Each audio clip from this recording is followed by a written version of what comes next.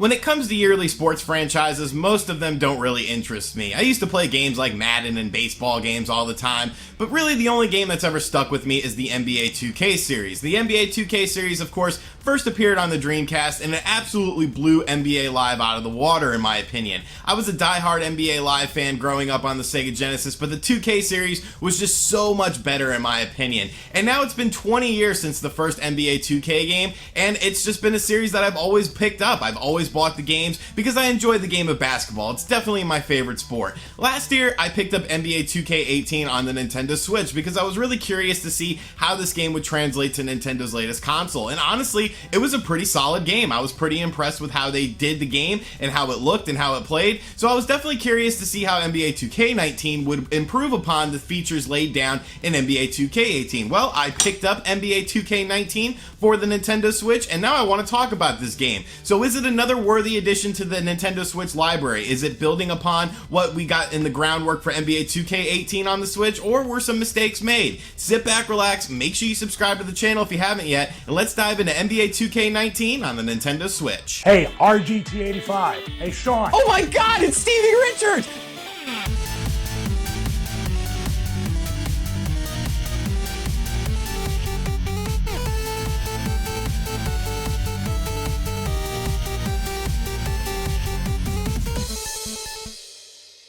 So before we get into the meat of the review, I do want to mention something that will definitely be something that you need to know going into this game. No matter if you buy it physically or download it digitally, you will have to have a micro SD card in order to put some of the game data on there. And when I say some of the game data, I mean a lot of the game data. Obviously, I picked up a physical version of this game, but it looks like they only used an 8GB cartridge because I had to download over 25 gigs onto my Nintendo Switch hard drive just by purchasing the game and just sticking it in. I could not play the game until it was done, and that's kind of annoying in my opinion. I understand why this happens, and it's not really the fault of 2K because, I don't know, maybe it is because they didn't do good compression on some things or whatnot, but really this game is 31.5 gigs as we talked about on an episode of RGT News, making it the biggest Nintendo Switch game to date. And what's more is the save file is like 5 gigs as well, and that's bigger than some Nintendo Switch games. Captain Toad Treasure Tracker I think is like 3.2 gigs or something like that, and that's a pretty big game. So just to have a save file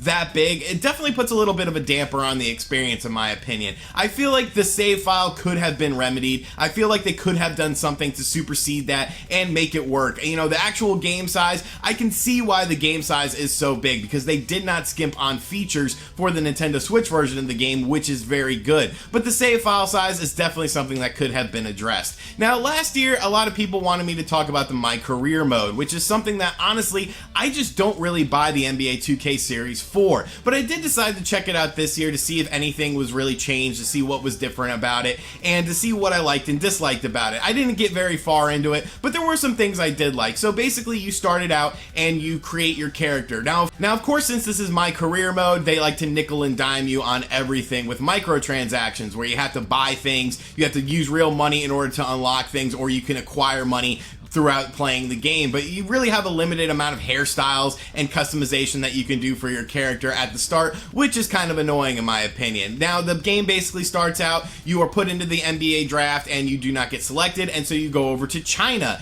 and you play in the Chinese league and then work your way up. Like I said, I didn't get very far in it, but it does look like it has an all-star cast. People like Michael Rappaport and Haley Joel Osment from the Sixth Sense are in the game for the My Career mode, so I guess that's sort of cool if you're into story-driven things. It looks like it's well written from what I played, and one thing I did actually really like was the fact that when you play in the Chinese league, the announcers are actually speaking in Chinese, so you don't really know what they're saying. They could be like, oh, this gaijin out here sucks, but yeah, that was a pretty cool little feature in my opinion that I thought was really well done, and it sort of sucked me into the game. Now, I just don't play these games to play as, you know, crappy characters that are on their way up. I prefer to play in the actual basketball stuff. Now, there is another mode that has a story mode in the game as well. There's two different GM modes, and once again, I dabbled in the GM driven story mode, and then there's also a more traditional GM mode where you just, you know, do basic things like trades and adjust lineups and things like that. The story once again seemed okay, but unlike in the My Career mode, there is no voice acting in this, so it's all just reading stuff, and you know, whatever. Like, I guess some people really get into the story modes in these sports games,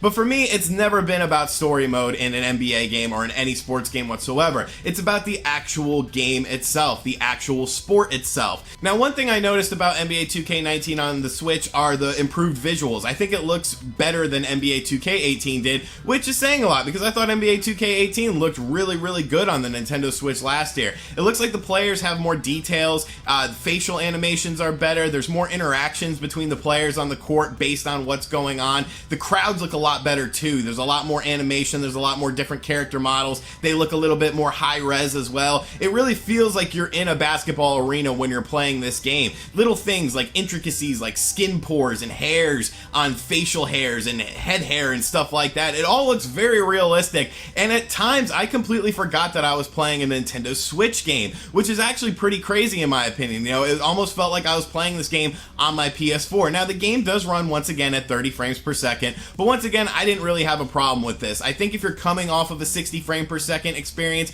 like on the PS4, then maybe it can be a little bit jarring, but as someone who played NBA 2K18 exclusively on the Nintendo Switch last year, it wasn't that big of a deal to me. I was able to, you know, adjust fine to it. It felt fine to me, but I can foresee some people having some potential issues with that if you're coming off of a different version of the game. The game does look great in handheld mode once again, and you know, it's just a really polished experience in terms of graphics. I was really impressed with the animations and just everything, you know, even down to little intricacies like when you play as a classic team, they have their own classic courts and things like that. Just really well done in terms of presentation, which also carries on to things like the commentary in the game. There's a whole slew of different commentary people. Some games you'll have like Chris Webber commentating, some of the games you'll have Doris Burke, some games you'll have Bill Simmons. There's just like an infinite rotation of different announcers that are calling the action in the game, and it's really cool in my opinion. All of the voice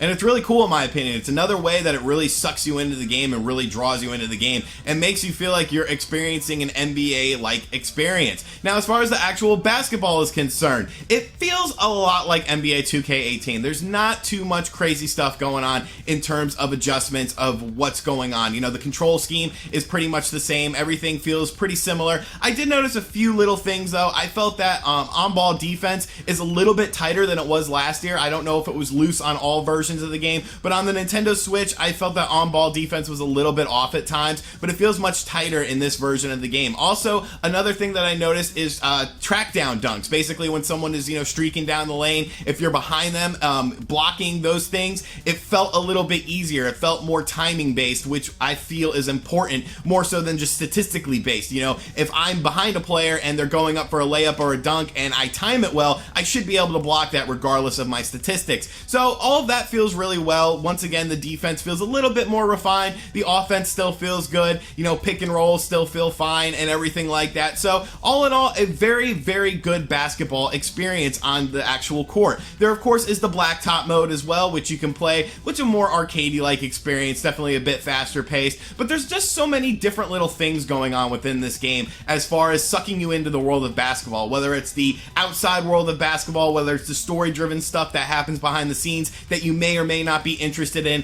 right down to the basketball action on the court. There, of course, is the NBA 2K show, which keeps you up to date with all the ongoings in the NBA. Just a whole bunch of content in this game, and thankfully, the Nintendo Switch version of the game definitely stacks up, in my opinion. It looks great, it plays great, and, you know, aside from the fact that there's a hefty download and some little minor nitpicks and things like that, like in the My Career mode, once again, there's only one voice for your character, and it's like, you know, people who live in New York talk differently than people who live in Florida and people who live in California. I still feel like there should be more dialogue options in the My Career stuff, and there should be more voice options and things like that to make it more tailor suited to a player coming out of that region. But minor nitpicks aside, once again, NBA 2K is probably the best basketball game of the year. I tried the NBA Live demo on the Xbox One, and I just didn't really care for it, to be honest with you. NBA 2K feels a lot better. And if you're a Nintendo Switch owner, this is the only simulation basketball experience that you have have offered to you. But thankfully, it's a damn good simulation. Definitely a great way to celebrate 20 years of NBA 2K action, and another fantastic third-party Nintendo Switch game. So let me know in the comments section down below if you are a fan of NBA games, or if you're a fan of the NBA 2K series, or if you're enjoying NBA Live this year, because like I said, I just couldn't get into the demo of that. And as always, thank you for watching this video. If you are new to the channel, make sure you subscribe and turn on notifications. I'm doing all sorts of reviews on here, but I'm going back to the basketball court. I have to try to rebuild the Charlotte Hornets here because it's going to be a long, rough season that's not going to be very fun, but hey,